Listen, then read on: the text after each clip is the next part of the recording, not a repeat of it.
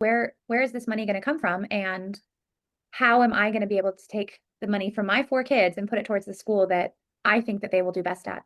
Brilliant question. We can do this without raising taxes with tax-free money by doing the following. We pay our taxes, sales tax, property tax, income tax. That money goes to the state of California to run the state. 35 years ago, the voters were told that if we had more money into our public schools, we would be able to increase the scores, have more students reading and doing basic math. Prop 98 was passed 35 years ago, where 39% of the state's revenue goes to the TK through 12th grade education. Again, this year it was $25,000 per kid. Next year it's going to $27,000 per kid.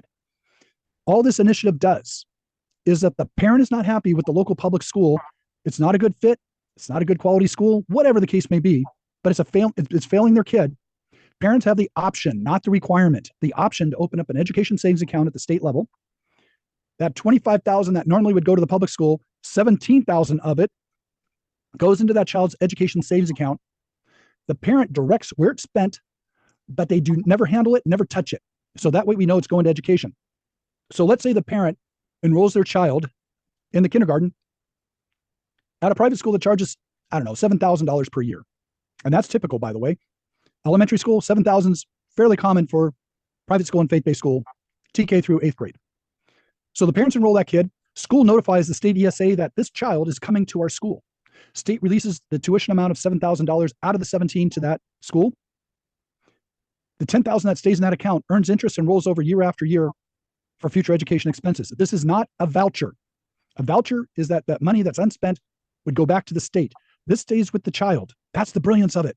Parents are rewarded for finding the best education at the best price.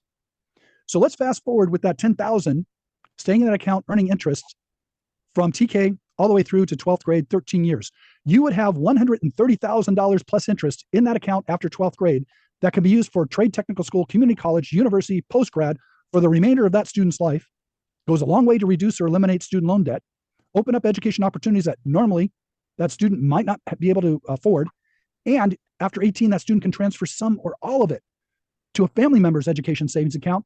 Like the older brother is a plumber and has a great career, 50,000 left, not going to do postgraduate training in plumbing, not going to go anywhere.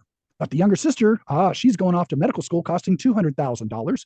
So to reduce that student loan debt or those costs, the brother can transfer some or all of that $50,000 to that sister's ESA for her education endeavors. Now that is the 529 plan that the wealthy use for education savings. Who's left behind on that one because they don't have the money? Low income, moderate income families.